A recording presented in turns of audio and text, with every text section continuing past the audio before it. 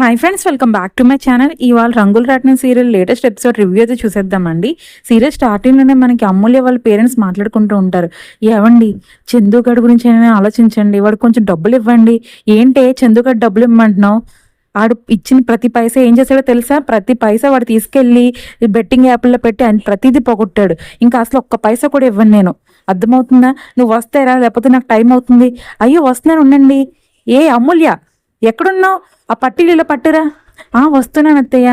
ఇదేంటి చేతికిస్తున్నావు? వచ్చి నా కాళ్ళకు పెట్టు. సరే అత్తయ్య. అత్తయ్య, చందు ఏమన్నా చెప్పాడా మీకు? ఏమైంది? నైట్ నుంచి చందు రాలేదు అత్తయ్య. మీకేమన్నా చెప్పి వెళ్ళాడు ఎక్కడికి వెళ్తున్నాడో? నాకేం చెప్పలేదమ్మా. అయినా నిన్ను మా నెత్తిమే పెట్టాడు కదా, నిన్ను పోషించాలి కదా.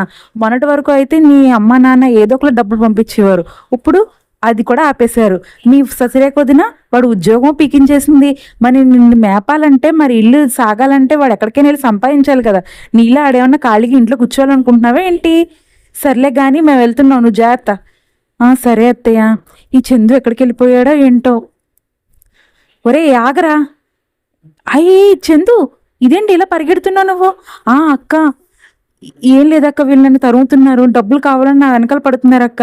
వీళ్ళ దగ్గర అప్పు తీసుకున్నాను, ప్లీజ్ అక్క, కొన్ని డబ్బులు ఉంటే ఇవ్వక్క. ఏంటి డబ్బులా? ఎంత ఇవ్వాలేంటి? 10,000 అక్క. వీళ్ళ దగ్గర ఇచ్చేస్తానని తీసుకున్నాను, ఇవ్వలేదని ఇప్పుడు నన్ను చంపేస్తున్నారు అంటున్నారు అక్క. ఒరే ఎవర్రా వీడు నమ్మి మీరు డబ్బులు ఇచ్చింది? మేమేనక్క డబ్బులు ఇచ్చాం. అవునా? ఒరే ఆయన వీళ్ళకా చంపేసేది? నేనే చంపేస్తాను నిన్ను. ఏంటి ఆ రోజు మా ఇంట్లో డబ్బులు ఉంటే వచ్చి పట్టుకెళ్ళిపోయావు? ఆ రోజు నాకు తెలియకుండా నువ్వు ఇంట్లో పట్టుకెళ్ళిపోయిన డబ్బులు నాకు ఎంత అవసరమో తెలుసా?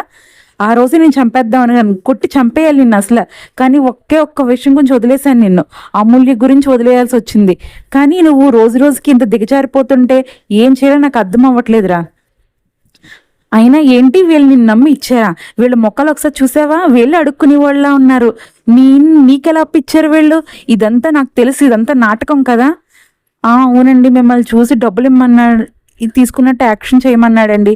ఒరే చందు, నువ్వు మారవరా. ఇదిగో ఈ డబ్బులు తీసుకో. ఇది నీ గురించి, నీ మొహం చూసి ఇవ్వట్లేదు, అమూల్య గురించి ఇస్తున్నాను. ఇంకా నేను నీ నాటకాలు ఆపు, అర్థమైందా? ఇంకెప్పుడు నా విషయంలో కల చేసుకోకు. మా ఫ్యామిలీలో కూడా రాకు, నువ్వు మా ఇంటికి కూడా రాకు, అర్థమైందా? తిట్టింది కానీ 5,000 ఇచ్చెళ్ళిందిరా. ఒరే మా అమ్మ గురించి కూడా ఆలోచించరా. చెరొక 2,000 ఇవ్వరా. అబ్బే 2,000 ఇస్తే నాకే మిగులుతుంది. చెరొక 1,000 తీసుకోండి, మీదంతా బెట్టింగ్లోనే పెడతాం. పోన్లే, డబ్బులు ఇచ్చెళ్ళింది, డబ్బులు ఇవ్వకపోతే ఇది కూడా బాధపడాల్సి వద్దును. అమ్మా, అయ్యో ఏంటండి తాతగారు అలా కూర్చుని పోయారు? ఏం లేదు బాబు, కొంచెం ఆయాసంగా ఉంది. సార్ వస్తున్నారు. ఏంటి ముసలోడు అలా కూర్చున్నావు? నీరసంగా ఉందా?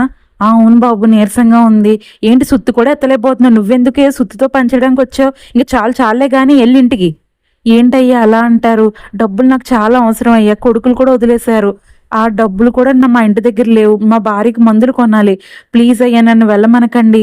అక్కడే ఉన్న రాము మాట్లాడుతూ, సార్ తనని ఏమనకండి సార్, నేను చూసుకుంటాను. ఏంటి ఆ ముసలోడు చేయాల్సిన పని కూడా నువ్వే చూస్తావా ఏంటి? అవును సార్. తాతయ్య మీరు అలా కూర్చోండి, రెస్ట్ తీసుకోండి ఆ నీడ దగ్గర. మీ పని నేను చూసుకుంటాను. ఏంటి అతని పని కూడా నువ్వే చేస్తానంటున్నావు? సాయంత్రం లోపల మీ ఇద్దరు పని కానీ నువ్వు చెయ్యకపోతే నీకు ఇవ్వాల్సిన డబ్బులు కూడా నేను ఇవ్వను. అర్థమైంది కదా నీకు? అర్థమైంది సార్. డబ్బులు పట్టరండి రా. ఏంటి? ఇదిగోండి సార్, తీసేసుకోండి. ఏంటి అందరూ డబ్బులు ఇస్తున్నారు? నువ్వెందుకు ఇవ్వట్లేదురా? ఎందుకు డబ్బులు ఇవ్వాలి? 500 ఇస్తేనే ఇక్కడ నువ్వు పని చేయగలవు. అదేంటి మా డబ్బులు మేము సంపాదించుకుని నీకెందుకు ఇవ్వాలి డబ్బులు? మాకు వచ్చేదే 3,500 నీకు ఇచ్చేస్తే మాకే మిగులుతుంది. ఏంటి ఎక్స్ట్రాలు మాట్లాడుతున్నావు? కొత్తగా వచ్చావేంటి ఇక్కడికి? మా బాయ్కి ఇవ్వాల్సిందే డబ్బులు. ఇక్కడ బాయ్కి డబ్బులు ఇవ్వకపోతే నెక్స్ట్ రోజు నుంచి పనే ఉండదు మీకు. ఎవర్రా అది ఎక్స్ట్రాలు చేస్తుంది? బాయ్, ఈ కొత్తగా వచ్చిన కుర్రోడు డబ్బులు ఇవ్వని అంటున్నాడు. బాయ్ ఏంట్రా నకరాలు చేస్తున్నావా? ఈ ఒక్క వేట వేసానంటే ప్రాణమే ఉండదు నీకు. ఇవాళ డబ్బులు 500, రేపు 500 కలిపి నువ్వు 1,000 రూపాయలు రేపు ఇవ్వకపోతే రేపు పొద్దున్న నుంచి నువ్వు పనిలోకి రావు. అర్థమైంది కదా? నీ సాల్తీ లేచిపోద్ది. బాబుని ఏమనకు బాబు, నేను చూసుకుంటాను కదా. ఏంటి తాతయ్య అలా అంటారు మీరు? ఆయనకు మనం ఎందుకు డబ్బులు ఇవ్వాలి?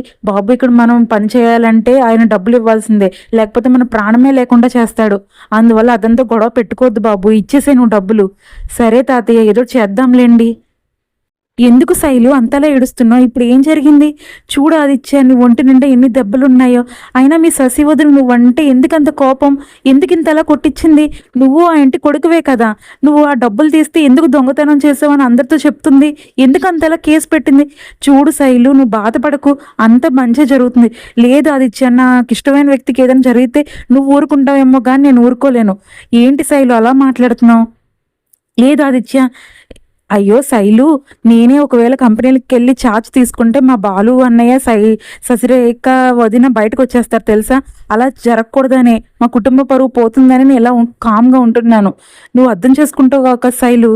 లేదు ఆదిత్య, ఇప్పుడైనా మీ కుటుంబ పరువు అయినా పోకుండా ఉన్నదా ఏంటి? ఇప్పుడు కూడా పోయింది కదా మీ శశిరేఖ వదిన వల్ల.